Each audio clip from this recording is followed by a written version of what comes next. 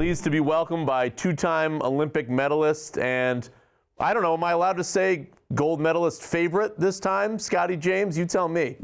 Hi guys, thank you for having me. Yeah, I mean, I guess you could say that. It's a bit of the elephant in the room for me, but we'll see. Just keep working towards it and see how we go.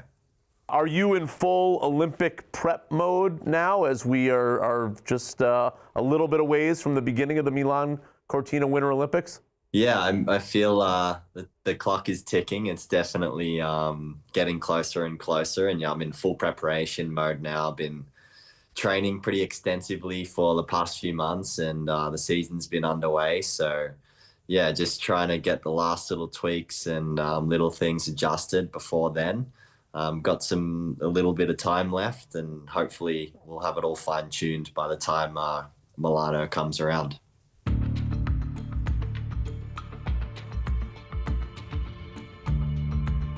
We're CNBC Sports, so I want to talk about the business of snowboarding. You were snowboarding from a very early age. At what point did you and your parents realize that this was something that you could do professionally? And why did you and your parents think that? I'm not sure if it was me and my parents' decision, to be honest. I think, well, when you're so young, snowboarding's such a young demographic, you come in and you're a professional by the time you're 13, 14, really. So I feel when you're making such adult decisions at that time of your life, you're not really thinking about, too far into the future. So I'd say that my parents really had the foresight about, my potential, and they could see that I had a passion and a drive and a discipline to want to travel the world and snowboard and try and be on the world stage.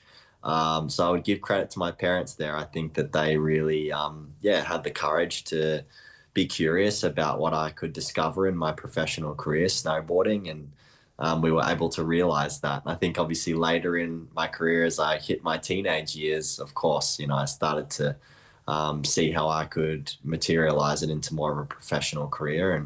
And since then I've taken it in my stride, and it's been a great journey. What got you into snowboarding so early? You started around age 3, right? And at what time there did, again, either you or your parents sort of realize, okay, this kid is different, like he exhibits a passion or a skill level that's unusual? Yeah, I would say from what I was told, I was obviously growing up in Australia, we weren't exposed to the best kids in the world. We had to go overseas, and I was fortunate enough to do that when I was quite young. I went to Canada and I came over to the US, and I was able to compete against the kids that had, I guess, necessarily grown up in the winter, and they were very good competitors. So when my parents took me out of the nest and brought me over to the US, I was exposed to those kids. And I was relatively competitive. And obviously we had some signals before that where people said I had a bit of a gift and with snowboarding. So yeah, I would say that was pretty early days. Like when I was 5 or 6 years old, I just had the natural ability, whether it was on my snowboard or I was always interested in trampolining and being upside down. So I think I was always inclined to be a bit of a thrill seeker, and naturally that fit well when I wanted to be a snowboarder. So I would say, yeah, when I was very, very young, that was realized not only by my parents, but also from other people that I could potentially make snowboarding a job. I asked Steph Curry this question, and I think it's equally valued or equally valid for you, which is when you are the best in the world or near best in the world, that's something, why you? Like, have you practiced more than your competitors? Is it something mentally about you that where you're willing to push the envelope from a daredevil level more than 99.999% of the people out there? Something else? Well, I'm blushing that I'm even in the conversation with the likes of Steph Curry, but absolute legend, and someone I admire, him as well as many other amazing sports people in the US and the stick and ball sports. I have actually drawn a lot of inspiration from those guys and girls, because I think that, a lot of people say, they're just a 1% person, or they're just that much better than everyone else. And, I think to a degree they have this ability or this instinct maybe with the game, or maybe I have that with snowboarding that comes naturally. But I do think that all of these individuals, such as Steph Curry, they just have maybe an obsession to want to be the best at their craft. They wake up every single day and they think about how they can be better. And when you have that mindset, and I feel I possess that mindset all the time, I'm always wondering how I could be that 1% better on the hill. And if it's on the hill, then I'm looking about how I am at home with my family and when I'm training and I'm being disciplined. So I think there's a whole factor of things, and not everything comes naturally. I think it takes work. And most importantly, I think that's it. It's work. It's this consistent dedication to the work and wanting to be the best. And I would say that's probably the main character arc there that separates the ones at the top from the rest.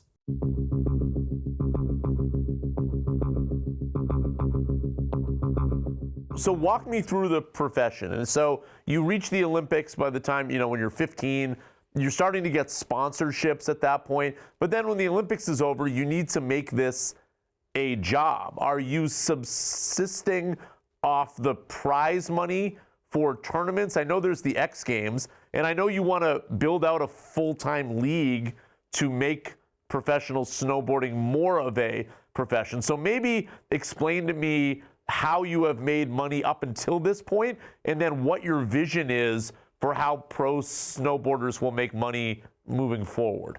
Yeah, I would say, snowboarding or action sports went through a really lucrative period, probably early 2000s or even late 90s, where, a lot of the majority of the top pros were making really good money, and money that they could, if they did well enough and invested well enough, they could live off it for the rest of their life.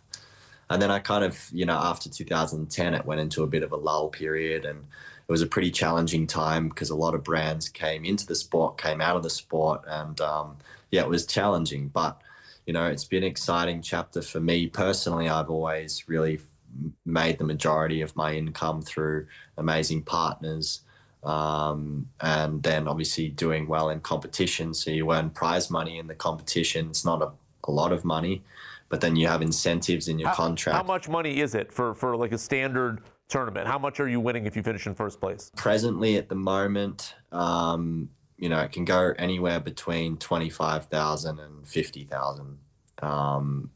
That's 50,000 being the highest you can earn in one event, prize money specifically. And then if you tap on to your incentives, you can be north of six figures, over 100,000. Depending on your contracts. So you can do very well, but it's you've got to be in that top three consistently. And then you also have to be consistent to get the partners, that want to pay you good money over a long period of time to really get, sustainable income. And I think that's where I've been really motivated with my involvement in X Games, the business. Being an advisor of the business and trying to change the landscape for the athletes, but also the people consuming X Games and the league. And, now the athletes are going to show up and they're going to be paid to show up, and we're going to try and increase the prize money. So it'll become a much better ecosystem and more sustainable professionally for athletes. And I think that's really the game changer. And I think that's, for me, it's really excited to be a part of and try and help shape that. So you're saying you really need to be in the top three. About how many of these tournaments in a non-Olympic year are you competing in? Usually anywhere between 6 to 7. So you're doing 6 or 7 of these competitions, but each one is different. X Games is obviously the top of the top, so that's where you'll make most of your earnings. And then you have World Cup events, which are a little bit less. We don't have one tour, one prominent tour that everyone is on.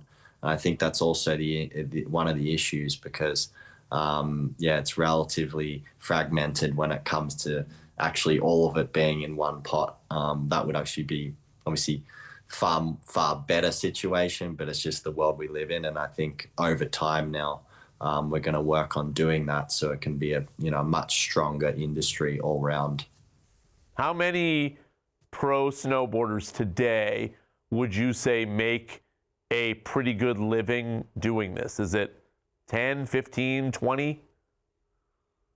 I mean, from I mean, Eileen Gu, for example, she's an incredible athlete. She was very successful. I think she was in Forbes, one of the highest paid female athletes last year at 23 million a year. So, or one of, I think Coco Gauff was the highest, but she's a freestyle skier, which is amazing.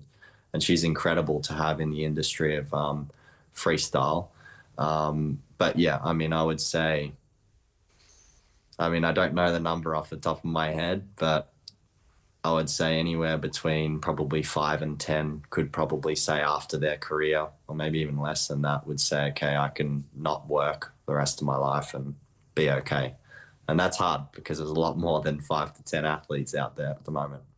Certainly the most notable men's half-pipe snowboarder in this country is Shaun White. What is your relationship with Shaun, who you've obviously competed against? And is there a little bit of you that is pleased that he will not be competing after retiring in the last Olympics and this one? Not at all, honestly. I always love competing against the best, and Shaun in his time was exactly that. He's going down as, he's the greatest in our discipline presently, and I had some really healthy rivalries with him, and to be honest, we have a great relationship. I text with him, and I would say that we're friends, but besides him and everyone else, it's I think snowboarding, I think the stigma is that we're all just friends and we're very happy-go-lucky, and we're very chill and relaxed about how competitions go. But speaking for myself here, I'm very much the opposite. I'm definitely very driven to want to win. I take that more athlete approach. I set myself up as best I can to try and deliver a result that I expect of myself, but also what I want to do for the people that support me and help me year after year. But yeah, I mean, it's Shaun obviously has had such a huge impact in our sport, and I think now the ones that stick out to me most is the Japanese team. They're a huge force. They have probably 5 guys that could win on any day. So that's where my focus lies, is just trying to stay ahead of the curve and continue spearheading halfpipe in the way that I want to.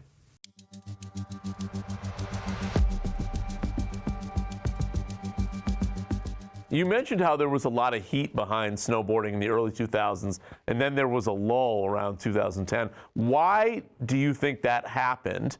And then what needs to happen now to reinvigorate the sport so that it breaks through, particularly at a time where you're seeing all sorts of Olympic sports try to develop these full-time leagues? I mean, it seems like we're in a bubble of these emerging sports, which makes it potentially that much harder for snowboarding to stand out. I would summarize it really. I think it was the changing of the times, obviously, with how media was consumed. I think social media played a role in that, and taking time to adapt to how endemic brands were adapting to that and what they thought was valuable out of athletes. And then I think also having non-endemic brands come into our sport, pay athletes big money, and then decide that they don't want to be involved anymore. And then the athletes are left with, well, I'm not going to kind of, out of principle, go somewhere else and ask for way less money. So I think that was just a bit of a challenging time. And then,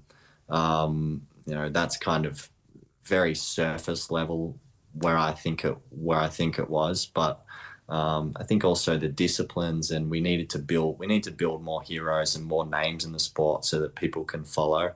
But where I think it can get better is which is what we're going to do with XGL, is we want to create more excitement. We want to create more fandom, get people engaged in what we're doing. And we have to change the formats, how people consume watching vision, how they consume watching sport nowadays. All these different little things are going to help, obviously, with the fans of watching our sport, and which in then return will bring in some more financial success for the business, but also, more importantly, for the athletes and everyone that loves action sports like myself. So I'm assuming the plan there is to use the attention and the buzz of the Olympics to potentially kick off fandom for certain athletes? Yeah, I mean, the Olympics always plays such a strong role in, I think, generally every sport. You know, when you medal or you win a gold medal in the Olympics, you can be somewhat immortalized as a person. You become a superstar. And I think that, you know, regardless of if X Games, for example, was able to, elevate that or use those individuals that have been able to achieve those accolades, I do think that X Games is actually, you know, Olympics is every 4 years, but I do think X Games is equally as responsible for immortalizing these athletes. People like Sean, people like Jamie Anderson, people like Chloe Kim, you know, that Tony Hawk in the summer. I mean, the list goes on. X Games has been that outlet and that competition that on an annual calendar continues to tell those stories and elevate them as well. So I think, yeah, I think there'll be a push to elevate some great stories and athletes because they deserve it and deserve the platform. But I do think the Olympics obviously plays a role in that as well.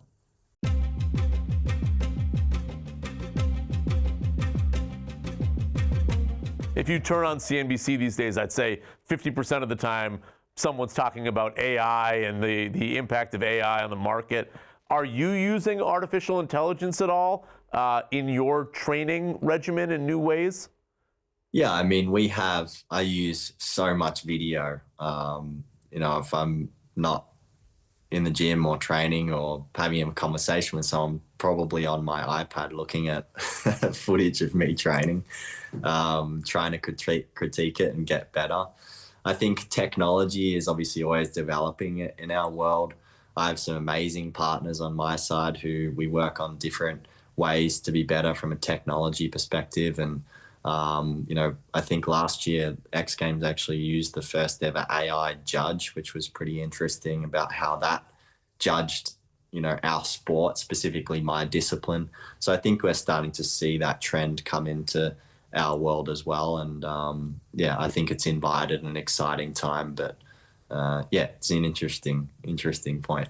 I'm just curious, what did you think of the AI judge? Better or worse than the human judge? To be honest, I mean, fortunately for me, the judge watched training and then used historical data to kind of come up with a consensus before the event, which was really interesting. And fortunately, well, it predicted the podium correct before the event. It said that Ayumu Hirano would come third, which he did. Yuto Totsuka would come second, which he did, and I would win, which fortunately was right for me. But that was just based off of the cameras watching practice, but then also looking at the history. So I think that it's a pretty cool, interesting insight that it was able to collect that data and then come up with that consensus. I was shocked, to be honest. I thought that was amazing. But I think that, you know, snowboarding, you know, it's relatively subjective. And there are things I think where AI can help elevate and simplify what the fans are actually watching when they're watching it. I think we can come up with some better data. So things are far more understandable. Even me, I'm a professional snowboarder and I watch some tricks sometimes and it's incredibly confusing. So I think that'll be a real enhancement. But I do think, you know, still having a proper six panel of judges who have a history in snowboarding and really understand what's difficult is still very important in our discipline. So I think a balance of having both right now would be a great result.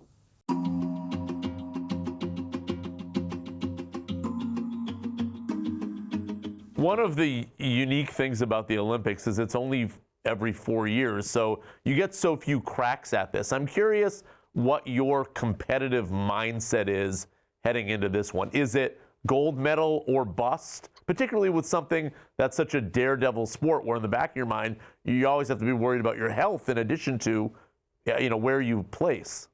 Yeah, I would say for me personally, I go into every competition a little bit like win or bust. So I think that kind of answers your question. But look, I think the great thing about the games is, I obviously have my intentions, and I'll do my best. I'll always put my best foot forward. That's the only promise I can ever make. But you get to go there, you get to represent your country. It's a very proud moment. So I think regardless of result, there's always this, really amazing feeling when you come out the other side.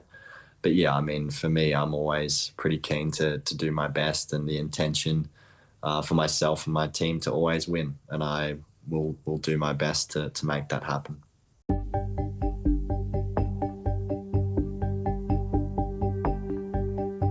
Scotty, you have a Netflix special out now called Pipe Dream. What can you tell us about that, and what was it like making it? Yeah, it was awesome. To be honest, Pipe Dream came out, and I've had some amazing feedback, and pinching myself to be on such an amazing platform such as Netflix. And I've always felt like I had opportunities to tell my story, but it didn't feel like the right time and the right moment. And I felt like this was a really great opportunity. I worked with an amazing production company, and myself and my brothers, and we all played a huge role in telling the story, and had some really great archive footage, which has never seen the light of day. So yeah, it was a really rewarding experience, and I learned a lot about the media industry at the same time, which was, a huge interest in mine in general. So overall, it was amazing to work on. And yeah, if you haven't watched it yet, watch Pipe Dream. It's on Netflix. Well, just curious, when you say you learned about the media industry, are you talking about how they made the film, or sort of like the back end of it, in terms of learning, how many people are watching and things like that? Well, I learned how to chat to folks like you a little better, Alex. Yeah, right. No, right. I learned a lot about the back end of the media industry, and how it all works. And we produced the film, and we're able to meet with Netflix, and they bought it, which was fantastic. I mean, it's the best outcome we could have. And yeah, just the post-production, making sure that we were hitting deadlines and putting the pieces together and coming up with the titles and everything like that was just a different new experience for me, and obviously with much higher stakes being on a platform like Netflix. So it's incredibly rewarding, and I had an amazing team. Overall really helped me with the production, and yeah, so it was a lot of fun.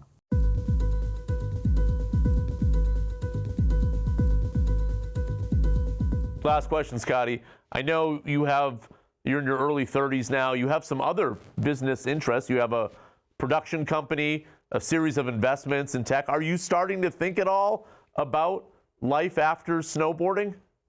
Yeah, I mean, snowboarding has given me a lot. I think I've been able to create an awesome career, which I'm very grateful for. And it's brought other amazing opportunities in investment. And, I feel still very engaged, very excited about what I'm doing on the mountain. And to be honest, I haven't thought once yet about life after snowboarding, because I still feel when I wake up every single day, I'm trying to find different ways that I can be better, and think about what footprint I'm leaving in snowboarding, half pipe specifically. And I still feel that I'm, very, very competitive and spearheading the half pipe discipline. So no, I haven't really thought about it at all. But, I'm always engaged in other things as well, and naturally have an interest in so many other areas within the industry and also out, that, whenever I decide that, we'll be okay. By the way, your brother-in-law is F1 driver Lance Stroll. Does he know you're wearing the Red Bull hat? It's a touchy subject, particularly when I go to the Formula One races. I'm going between two different garages, but no, he understands. He knows my job. I know his. Thanks, Scotty. Good luck. We'll be rooting for you. Thank you very much. See you.